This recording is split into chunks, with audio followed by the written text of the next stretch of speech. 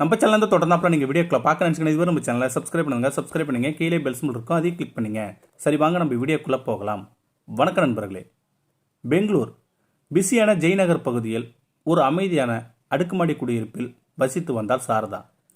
42 வயதான சாரதா 2 வருடங்களுக்கு முன்புதான் தன் கணவன் ராஜேஷை ஒரு சாலை விபத்தில் இழந்து விட்டாள். ராஜேஷ் ஒரு சாஃப்ட்வேர் இன்ஜினியராக இருந்தவர். தன் மகள் அனிஷாவின் எதிர்காலத்திற்காக உயிர் இருக்கும் வரை சேமித்து வைத்திருந்தார். கடை, வீடு என சொத்துக்களும் வாங்கி போட்டிருந்தார். அனிஷா இப்போது 19 வயதில் கல்லூரியில் படித்து கொண்டிருக்கிறாள்.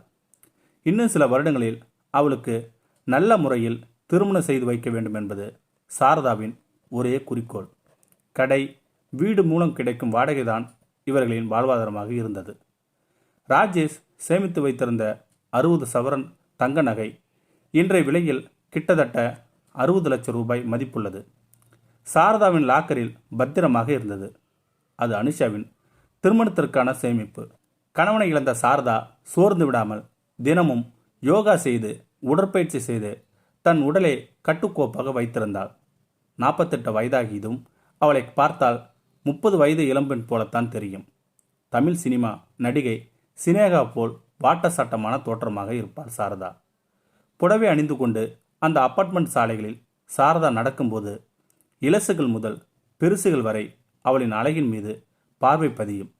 சிலர் திரும்பி பார்ப்பது வழக்கம். இதனை சாரதா ரசித்தாள். அம்மாவும் பொண்ணும் சென்றால் அக்கா தங்கை என்றுதான் கேட்பார்கள் என்றால் பார்த்து கொள்ளுங்கள். இப்படி நாட்கள் நகர்ந்து கொண்டிருக்க ஒரு மழை பெய்த இரவு, டிசம்பர் மாதம். பெங்களூரின் சற்று குளிர் அதிகமாக இருந்தது. அனிஷா கல்லூரியில் ப்ராஜெக்ட் விஷயமாக தன் தோழி வீட்டில் தங்கியிருந்தாள். சாரதா தனியாக தன் வீட்டில் இருந்தாள். நள்ளிரவு 1 மணி இருக்கும். திடீரென பால்கனி பக்கமாக ஒரு சத்தம் கேட்டது. சாரதா எழுந்து சென்று பார்த்தாள். ஒரு உருவம் ஜன்னல் வழியாக உள்ளே நுழைய முயன்று கொண்டிருந்தது. அந்த நபர் விக்ரம், வயது 35, தொழில்முறை திருடன். பெங்களூரின் பல பகுதிகளில் நகை திருட்டில் ஈடுபட்டு வந்தவன். அந்த அடுக்குமாடியில் யாரெல்லாம் எந்த நகை வைத்திருக்கிறார்கள் என்பதை முன்கூட்டியே தெரிந்து கொண்டு வந்தவன் விக்ரம். சாரதாவின் லாக்கரில் நிறைய நகைகள் இருக்கிறது என்ற தகவல் அவனுக்கு கிடைத்திருந்தது. விக்ரம் உள்ளே நுழைந்ததும் சாரதா கொஞ்சம் கூட அலறவில்லை. அவள் அமைதியாக நின்றாள். விக்ரம் அவளை பார்த்து ஒரு கணம் திகைத்தான். இருட்டில் அவள் உருவம் தெரிந்தது. கட்டுமஸ்தான உடல், நீண்ட கூந்தல், அழகிய முகம். யார் நீ என்று சாரதா கேட்டாள்.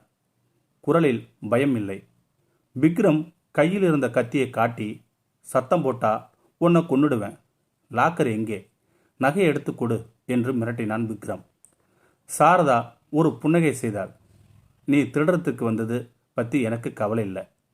எவ்வளோ வேணா திருடிக்கோ, ஆனால் எனக்கு ஒரே ஒரு முறை உதவி பண்ணு என்றாள் சாரதா. என்ன உதவி என்று கேட்டான் விக்ரம். எனக்கு கணவர் இல்லை. 2 வருஷத்துக்கு முன்னாடி ஆக்சிடெண்ட்டில் இறந்துட்டாரு. நீ தைரியமாக வந்திருக்க. நகை எடுத்துட்டு போ. ஆனால் ஒரு உதவி செய்தா இன்னும் நிறைய பணம் தரேன். விக்ரம் சந்தேகத்துடன் பார்த்தான் சாரதாவை. என்னோட படுக்கையில் உல்லாசமாக இருக்கணும். ஆனால் இது யாருக்கும் தெரியக்கூடாது. உனக்கு வேணும்னா மாதம் மாதம் பணம் தரேன். இப்போ உனக்கு தேவையான நகையை தரேன். விக்ரம் கண்களில் ஆசை தெரிந்தது. சாரதாவின் அழகு அவனை மயக்கியது. மங்கிய வெளிச்சத்தில் சினிமா நடிகை போல காட்சியளித்தாள் சாரதா. அவன் கத்தியை தன்னுடைய பேண்ட் பாக்கெட்டில் வைத்தான். சரி, இன்னைக்கு இரவு முழுக்க என்னோட இரு. சாரதா சிரித்தாள். அவள் அவனை அருகே அழைத்தாள். இரவு முழுதும் அவர்கள் உல்லாசமாக இருந்தனர்.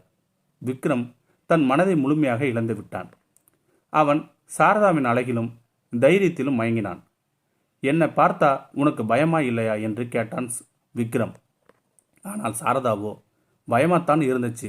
ஆனால் நீ ரொம்ப அழகா இருக்க என்று காலையில் சமைக்கிறேன், சாப்பிட்டுட்டு போகணும் அப்படின்னு சொல்லி சாரதா சொன்னாள். விடியற் காலை 5 மணி இருக்கும். சாரதா மெதுவாக எழுந்து மொபைலை எடுத்தாள். விக்ரம் தூங்கி கொண்டிருந்தான். அவள் ஏற்கனவே வைத்திருந்த ஒரு எண்ணுக்கு மெசேஜ் அனுப்பினாள்.